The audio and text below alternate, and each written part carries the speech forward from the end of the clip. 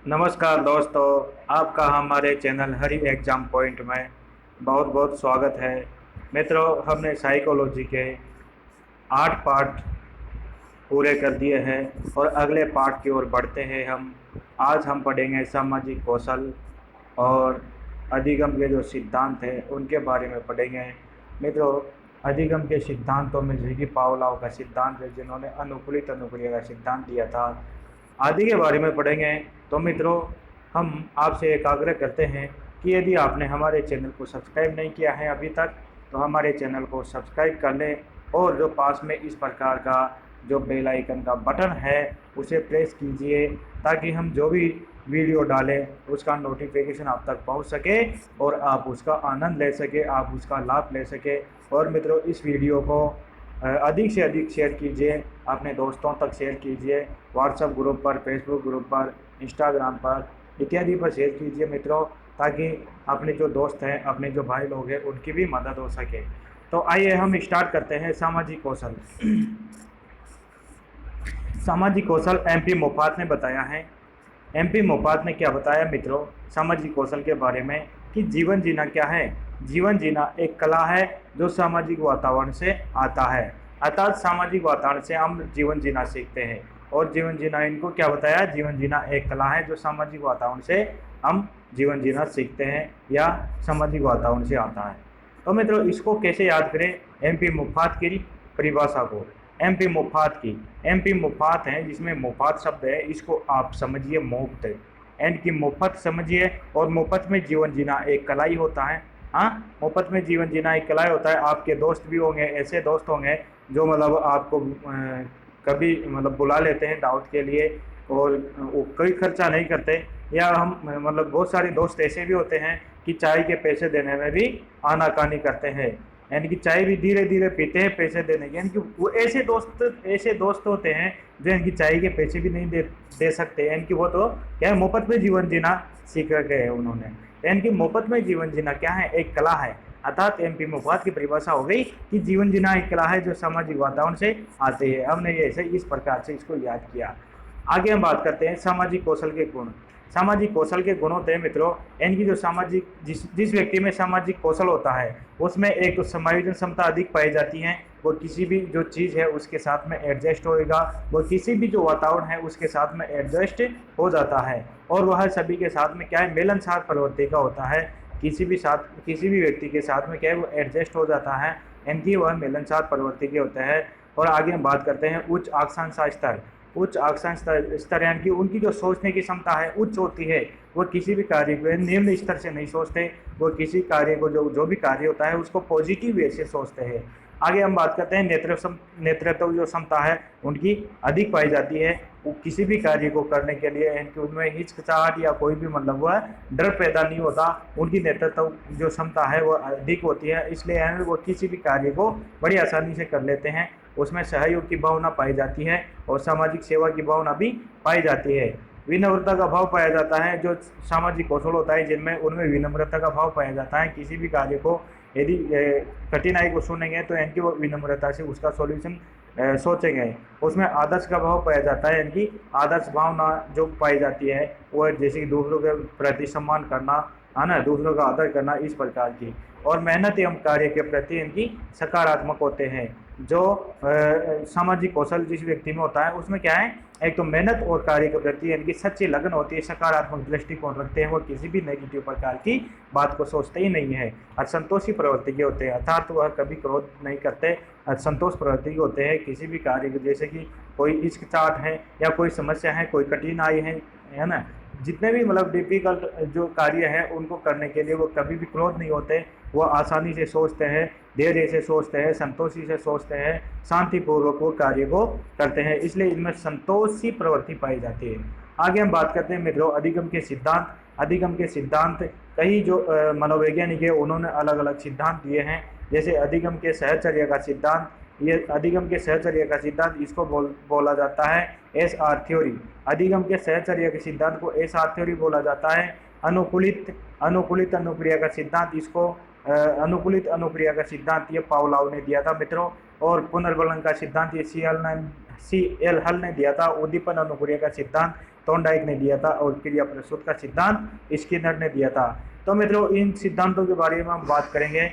आगे हम बात करते हैं अधिगम के ज्ञानात्मक क्षेत्र के सिद्धांत, अर्थात ये तो हमारे हो गए अधिगम के सहचर्य सिद्धांत। सहचर्य सिद्धांत में अनुकूलित अनुक्रिया का सिद्धांत आ जाएगा, पुनर्बलन का सिद्धांत आ जाएगा, उद्दीपन अनुक्रिया का सिद्धांत आ जाएगा, और क्रिया प्रस्तुत का सिद्धांत आ जाएगा। और ज्ञानात्मक क्षेत्र के सिद्धांत होते हैं, एक तो गेस्टाल्ट सिद्धांत होता है, सामाजिक अधिगम सिद्धांत यानी कि सामाजिक अधिगम सिद्धांत हो जाता है, और एक होता है तलरूप अधिगम सिद्धांत। ये 3 सिद्धांत हैं, ये ज्ञानात्मक क्षेत्र से जुड़े हुए हैं, और बाकी जो अधिगम के सहचर्य सिद्धांत से जुड़े हुए हैं। अर्थात इसको तो SOR बोला जाता है, और इसको SR बोला जाता है। अब मित्रों इनके बारे में हम एक एक के बारे में बात कर लेते हैं, इनका उल्लेख किया है तो एक एक के बारे में बात करेंगे। हमने बात की थी अधिगम के सहचर्य के सिद्धांत। अधिगम के सहचर्य के सिद्धांत जिसको SR थ्योरी बोला जाता है, उसमें हम देख लेते हैं अनुक्रिया। पहला सिद्धांत देख लेते हैं अनुकूलित अनुक्रिया का सिद्धांत। मित्रों अनुकूलित अनुक्रिया का सिद्धांत EP पावलोव ने दिया था। किसने? EP पावलोव ने दिया था। इन्होंने EP पावलोव ने दिया था। और ये जो रूस है इसके शरीर शास्त्री थे। क्या थे? रूस के शरीर शास्त्री थे। और यह पाचन क्रिया चिकित्सक भी थे। पाचन क्रिया से संबंधित ये क्या है? चिकित्सक भी थे, अर्थात ये माना जाए इनकी कुल मिला के शरीर शास्त्री थे। और मित्रों जो अनुकूलित अनुक्रिया का सिद्धांत EP पावलोव ने 1904 में दिया था। और मित्रों इन्होंने कुत्ते पर प्रयोग किया था। चिकित्सा क्षेत्र में इन्होंने नोबेल पुरस्कार प्राप्त किया है EP पावलोव ने। और जो इनके सिद्धांत को स्थापित करने का श्रेय दिया जाता है यह लेस्टर एंडरसन को दिया जाता है। मित्रों हम बात करते हैं इन्होंने जो पावलोव का जो प्रयोग था वो किस प्रकार किया था, हम इसको देख लेते हैं। मित्रों जो पावलोव का प्रयोग है वो कुत्ते पर किया था। पहले चरण में इन्होंने एक स्टैंड था, एक छड़ी थी, एक स्टैंड से एक कुत्ते को यहाँ पर क्या है बांध दिया। एक कुत्ते को यहाँ पर बांध दिया। मित्रों यहाँ पर बांधने के बाद में कुत्ते को क्या है? कुत्ते को भोजन दिखाया गया जो स्वाभाविक उद्दीपक है। अर्थात इसको बोलते हैं UCS, अर्थात अनकंडीशनल स्टिमुलस यानी कि स्वाभाविक उद्दीपक को बोलते हैं अनकंडीशनल स्टिमुलस। मित्रों ये कुत्ते को यहाँ पर बांधा गया, और इसको यानी ये डॉग यहाँ पे बांध दिया गया, स्टैंड से यहाँ पर बांध दिया गया। तो इसको जैसे ही यहाँ पर भोजन दिखाया गया तो क्या है, यह लार टपकना शुरू कर देता है कुत्ता। यानी कि जो ये लार का आना, इन्होंने जैसे ही भोजन को देखा तो ये इन्होंने क्या है UCS अर्थात स्वाभाविक उद्दीपन, उनके अंदर कुत्ते के अंदर क्या हुआ? स्वाभाविक उद्दीपन और जागृत हुआ। और जो लार का टपकना ये भी स्वाभाविक अनुक्रिया थी। कौन सी अनुक्रिया थी? स्वाभाविक अनुक्रिया। अर्थात कुत्ते को यदि स्वाभाविक उद्दीपक दिखाया जाएगा तो वह स्वाभाविक अनुक्रिया ही करेगा। इस बात को आप याद रखिए। अर्थात UCR अनकंडीशनल रेस्पॉन्स, अर्थात उसको कुत्ते को अनकंडीशनल स्टिमुलस दिखाया जाएगा तो कुत्ता भी अनकंडीशनल रेस्पॉन्स ही देगा, अर्थात स्वाभाविक अनुक्रिया ही देगा। इस बात को आप याद रखिएगा मित्रों। और यह क्रिया कई बार दोहराई जाती है। हम देखते हैं मित्रों ये जो UCS और CS और CR क्या होता है, इनके बारे में हम जान लेते हैं। मित्रों UCS होता है अनकंडीशनल स्टिमुलस अर्थात स्वाभाविक उद्दीपक। और UCR होता है अनकंडीशनल रेस्पॉन्स अर्थात स्वाभाविक अनुक्रिया। और जो CS होता है ये क्या होता है? ये मतलब होता है कंडीशनड स्टिमुलस, अर्थात ये इसको बोलते हैं अस्वाभाविक उद्दीपक। और जो ये होता है CR यानी कि कंडीशनड रेस्पॉन्स अर्थात अस्वाभाविक अनुक्रिया। यानी कि जो ये CS होता है यह अस्वाभाविक लगता तो अपने को क्या है, यह स्वाभाविक है, यानी कि सी एस लगता तो क्या है अपने को फुल फॉर्म के अनुसार यानी कि स्वाभाविक, लेकिन है क्या ये अस्वाभाविक है। वास्तव में यह अस्वाभाविक है और सी आर है अस्वाभाविक अनुक्रिया। दूसरे चरण में इन्होंने क्या किया मित्रों, इन्होंने पहले चरण में तो कुत्ते को स्टैंड से बांध दिया था, कुत्ते को स्टैंड से बांध दिया था और इनको भोजन दिखाया, तो ये स्वाभाविक अनुक्रिया यानी कि स्वाभाविक उद्दीपक था भोजन, और स्वाभाविक उद्दीपक था तो कुत्ते ने भी क्या किया, स्वाभाविक अनुक्रिया ही की। पहले चरण में तो ये हो गया। दूसरे चरण में क्या करता है कुत्ता, दूसरे चरण में इनकी अनुकूल पैदा करने के दौरान इनकी अनुकूलन कुत्ते को मतलब वही क्रिया बार बार प्रदान की जाती है, तो क्या है उसमें उसी प्रकार के इनकी कई बार उसी प्रकार से इस क्रिया को दोहराया जाता है, कई प्रकार से अनुकूलन इनकी वह उस क्रिया के अनुसार ढल जाए, इसलिए इस क्रिया को कई बार दिनों तक दोहराया जाता है। तो मित्रों कुत्ते को स्टैंड से बांध दिया, कुत्ते को किससे बांध दिया, स्टैंड से बांध दिया। तो इसमें 3 शर्तें रही, यानी कि एक तो जो एक घंटी थी, घंटी को बजाया गया, घंटी को बजाया गया, यानी कि घंटी क्या है, अस्वाभाविक उद्दीपक। पहले घंटी को बजाया गया अस्वाभाविक उद्दीपक, फिर 5 सेकंड के अंतराल के बाद में यानी कि भोजन दिया गया अर्थात फूड दिया गया। तो ये क्या है, भोजन क्या था, स्वाभाविक उद्दीपक। घंटी का बजना अस्वाभाविक उद्दीपक है और भोजन का देना स्वाभाविक उद्दीपक है। और फिर बाद में क्या है, कुत्ते ने लार टपकाई, बाद में कुत्ते ने लार टपकाई। ट्रेन की घंटी की आवाज़ प्लस भोजन, पहले तो घंटी की आवाज़ की, फिर उसके 5 सेकंड बाद में क्या किया, भोजन दिया गया और फिर कुत्ते ने क्या किया, लार टपकाना शुरू कर दिया। तो मित्रों इसका निष्कर्ष यह निकला कि यानी कि अस्वाभाविक उद्दीपक प्लस स्वाभाविक उद्दीपक बराबर जो स्वाभाविक अनुक्रिया होती है, अर्थात ये जो लाल का टपकाना हुआ वह स्वाभाविक अनुक्रिया ही होगी, अर्थात यूसीआर यानी कि अनकंडीशनल रेस्पॉन्स स्वाभाविक अनुक्रिया होगी। यानी कि पहले तो यानी कि CS अर्थात अस्वाभाविक उद्दीपन और UCS यानी कि स्वाभाविक उद्दीपन, इन दोनों की क्रियाओं के दौरान यानी कि पहले घंटी बजाई जाती है और फिर भोजन दिया जाता है। तो भोजन बाद में दिया गया अर्थात ये स्वाभाविक है, तो यह भी स्वाभाविक ही होगा। इस बात को आप याद रखिएगा मित्रों, यह आपके लिए समझने की बात है। हम बात करते हैं अंतिम चरण अनुकूलिया, जो मतलब अनुकूलन हो जाता है कुत्ते में, यानी कि कुत्ते में इस प्रकार की क्रिया बार बार दोहराई जाती है, घंटी बजाई जाती है, भोजन दिया जाता है और कुत्ता लार टपकाता है। फिर घंटी बजाई जाती है, भोजन दिया जाता है और कुत्ता लार टपकाता है। अर्थात ये क्रिया कई दिनों तक चलती रही, अनवरत चलती रही, सातत्य रूप से चलती रही।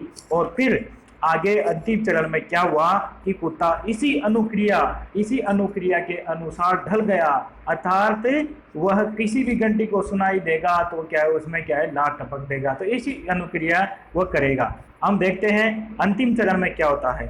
अंतिम चरण में हम देखते हैं मित्रों, अंतिम चरण में होता है कि अनुकूलन के बाद यानी कि वह उस अनुकूलन में बन जाता है। कुत्ते को स्टैंड से बांध दिया गया और मित्रों कुत्ते को स्टैंड से बांधने के बाद में घंटी को बजाया गया और कुत्ते ने डायरेक्ट लार टपका दी। कुत्ते ने क्या किया, लार टपका दी। पहले तो घंटी को बजाया जाता था, उसको पता नहीं था कि वो भोजन आएगा या नहीं आएगा, तो घंटी को बजाया जाता था और फिर भोजन दिया जाता था और भोजन को देखने के बाद में कुत्ता लार टपकाता था। लेकिन अंतिम चरण में वह इस अनुक्रिया के साथ में अनुकूलित हो गया, तो यानी कि कुत्ते को केवल भोजन नहीं दिखाया गया और घंटी बजाने के बाद में यानी कि डायरेक्ट कुत्ते ने लार टपका दी, क्योंकि वह इस अनुक्रिया के साथ में अनुकूलित हो चुका था कि घंटी बजने के बाद में भोजन आता है तो घंटी बजेगी, जैसे ही वो लार टपका देगा। अर्थात जैसे ही वो घंटी की आवाज़ सुनाई दी, घंटी की आवाज़ क्या है, अस्वाभाविक उद्दीपक अर्थात क्या है, CS, और इस घंटी की आवाज़ यानी कि अस्वाभाविक उद्दीपक को जैसे ही वह सुनता और वह लार का आना, यह भी क्या है, अस्वाभाविक उद्दीपक है। अर्थात आप इस बात को याद रखिए कि यदि अस्वाभाविक यानी कि कुत्ते को अस्वाभाविक उद्दीपक दिखाई देगा तो वह क्रिया भी अस्वाभाविक ही करेगा, और यदि स्वाभाविक दिखाई देगा तो वह क्रिया भी स्वाभाविक ही करेगा। अस्वाभाविक के साथ में अस्वाभाविक अनुक्रिया अस्वाभाविक उद्दीपक के साथ में अस्वाभाविक अनुक्रिया और स्वाभाविक उद्दीपक के साथ में स्वाभाविक अनुक्रिया, स्वाभाविक के साथ में स्वाभाविक, अस्वाभाविक के साथ में अस्वाभाविक। इस बात को आप याद रखिए, मैं इसीलिए आपको जोर दे के कह रहा हूँ। मित्रों आगे हम बात करते हैं इनकी अनुकूलित अनुक्रिया, अनुकूलित अनुक्रिया इनकी शास्त्रीय अनुबंधन या क्लासिक थ्योरी।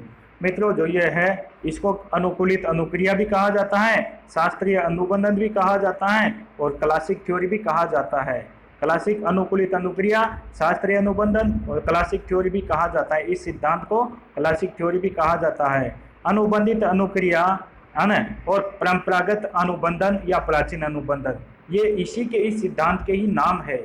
मित्रों ये सिद्धांत दिया जो ईपी पावलोव है, इन्होंने यह सिद्धांत दिया, तो यह सिद्धांत देने का जो मकसद क्या था, इसका निष्कर्ष क्या निकला, इसका परिणाम क्या निकला, इससे क्या शिक्षा मिलती है, इसका क्या निहितार्थ है, हम जानते हैं।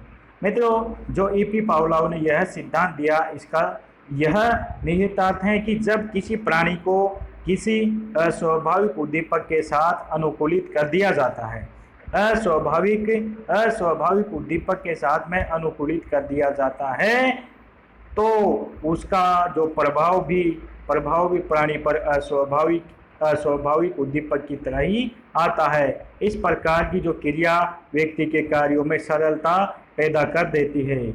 अर्थात इनका कहने का मतलब है कि कुत्ते को पहले तो भोजन दिखाया जाता था, फिर बाद में पहले घंटी बजाई जाती थी, यानी कि यह अस्वाभाविक है, घंटी बजाना अस्वाभाविक है, फिर भोजन दिया गया स्वाभाविक है, फिर बाद में कुत्ते ने लात टपकी तो यह स्वाभाविक हो गया। लेकिन बाद में केवल घंटी बजाई गई, यानी कि उसको अनुकूलित कर दिया गया और घंटी बजाई गई, तो वह घंटी अस्वाभाविक है, तो लात टपकना भी अस्वाभाविक है। तो इस प्रकार से ऐसी अनुक्रिया करने के बाद में क्या है, कार्य को बार बार करने से सरलता पैदा होती है। ईपी पावलोव का यही मतलब था कि किसी कार्य यानी जो अस्वाभाविक उद्दीपक है बार बार उसके साथ में क्रिया करवाई जाए, तो वह क्या है, अस्वाभाविक अनुक्रिया ही करने लग जाता है, उस कार्य को आसानी से करने लग जाता है। मित्रों आगे हम देखते हैं संकेत अधिगम के लिए यह बहुत महत्वपूर्ण है। संकेत अधिगम है इसके लिए बहुत महत्वपूर्ण है और इस सिद्धांत के आधार पर जो शिक्षण सहायक सामग्रियों का क्या है उपयोग किया जाता है। पावलोव के सिद्धांत की उपयोगिता क्या है मित्रों? पावलोव के सिद्धांत की उपयोगिता यह है कि बार बार जो किसी कार्य को करते हैं तो भय का निवारण किया जा सकता है। मित्रों भाषा के विकास में यानी कि भाषा को बार बार दोहराया जाएगा, बच्चे को बार बार भाषा का ज्ञान करवाया जाएगा, उच्चारण करवाया जाएगा, तो क्या है उसमें सरलता होगी, वो आसानी से सीख लेगा। गणित शिक्षण में सहायक है, इनकी गणित शिक्षण इनकी गणित की चीज़ों को बार बार रिवाइज किया जाएगा, सूत्रों को बार बार देखा जाएगा, तो क्या है वह भी उसके साथ में अनुकूलित हो जाएगा। सामाजिकरण में भी होगा मित्रों, और दर्शन के विकास में भी यह सहायक है और आदत या स्वभाव के निर्माण में सहायक है। आदत और स्वभाव के निर्माण में भी सहायक है मित्रों। आगे हम बात करते हैं विशेष शब्द जो कौन कौन से आए हैं इस सिद्धांत में, हम उसको देख लेते हैं। विलोपन होता है मित्रों अस्वाभाविक उद्दीपक के साथ अनुकूलित होने पर।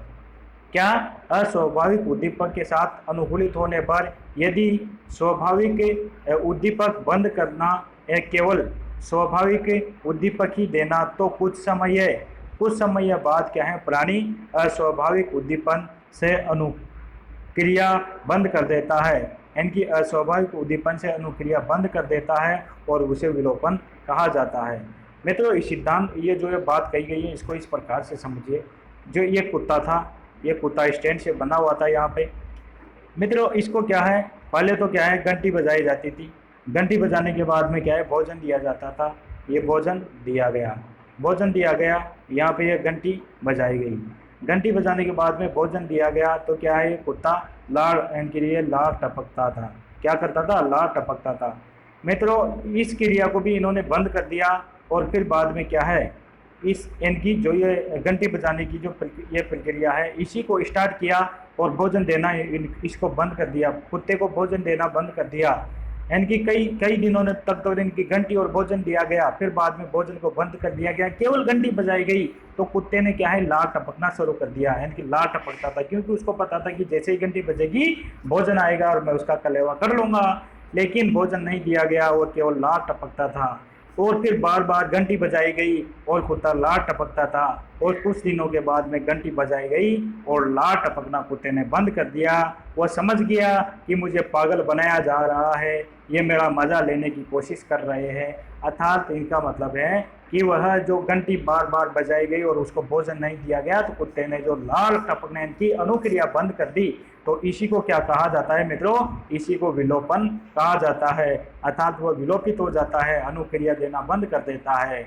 आगे हम बात करते हैं सामान्यकरण। सामान्यकरण क्या होता है मित्रों, समान ध्वनि या प्रकृति के स्वाभाविक उद्दीपक का प्रभाव प्राणी पर पड़ता है तो वह अनुक्रिया करता है। सामान्यकरण होता है मित्रों, जैसे कि घंटी, एक घंटी बजा करके कुत्ते को भोजन दिया जाता था, तो प्रकृति में ऐसे घंटी जैसी आवाज़ प्रकृति में बहुत सारी चीज़ों की निकलती है। जैसे कि हमारी स्कूल की घंटी बजती, तो यानी कि सामान्य उसके ये घंटी बजना यानी कि सामान्य हो जाता है। जो हम घंटी बजाते हैं, जैसे हमारे विद्यालय की घंटी बजती, तब भी कुत्ता क्या है, अनुक्रिया करने लग जाता। तो इसी को क्या है, सामान्यकरण। यानी कि किसी प्रकार की जो घंटी की आवाज़ आती, जैसे कि साइकिल है उसकी घंटी की आवाज़ आती तो कुत्ता लार टपकना शुरू कर देता। तो क्या है, ये सामान्यकरण कहलाता है, सामान्यकरण कहलाता है। और पुनः प्रकटीकरण, पुनः प्रकटीकरण क्या होता है मित्रों, इस बात को भी आप समझिए। विलोपित व्यवहार में यदि प्राणी को अचानक पुनः अस्वाभाविक और स्वाभाविक उद्दीपन दे दिया जाए तो विलोपित व्यवहार पुनः तत्पर हो जाता है। इसका मतलब है कि कुत्ते को एक घंटी बजाने के बाद में, यानी कि जो लार टपकता था और उसने घंटी बजाने के बाद में लार टपकता था और वह विलोपित कर दिया था, क्रिया नहीं करता था, बार बार घंटी बजाई गई, भोजन नहीं दिया गया, वह समझ गया कि मुझे पागल बनाया जा रहा है। लेकिन घंटी बजाई गई और फिर भोजन दिया गया, यानी कि बहुत दिनों के बाद में भोजन, कभी भी भोजन दिया गया तो वह क्या है, एक्टिव हो जाता है कि पहले भी ऐसे ही मेरे को भोजन मिलता। यानी कि वह जो बहुत दिनों के बाद में भी वह पुनः इस प्रकार की क्रिया करता है। तो इसी को कहा जाता है पुनः प्रकटीकरण। तो मित्रों, आपने इस जो पावलाव के जो अनुक्रिया सिद्धांत को आपने समझा, अनुकूलित अनुक्रिया सिद्धांत को समझा, शास्त्रीय अनुबंधन सिद्धांत को समझा, इसको क्लासिक थ्योरी भी कहा जाता है। और मित्रों, सामाजिक कौशल को आपने समझा। तो आज के लिए इतना ही, और आगे हम बात करेंगे थॉर्नडाइक के सिद्धांत की, उद्दीपन अनुक्रिया सिद्धांत की। मित्रों, आज के लिए इतना ही है। और मित्रों, आपको इसी प्रकार से संपूर्ण साइकोलॉजी के नोट्स उपलब्ध वीडियो के माध्यम से करा दिए जाएंगे। आपको संपूर्ण साइकोलॉजी कंप्लीट करा दी जाएंगी। और मित्रों, आपने हमारे चैनल को सब्सक्राइब नहीं किया है तो प्लीज़ सब्सक्राइब करें और बेल आइकन को प्रेस कीजिए, ताकि हम जो भी नोटिफिकेशन आप तक डालें उसका नोटिफिकेशन आप तक पहुंचे और उस वीडियो का आप लाभ ले सके। तो अभी तक के लिए आप दीजिए इजाज़त। जय हिंद, जय भारत, वंदे मातरम।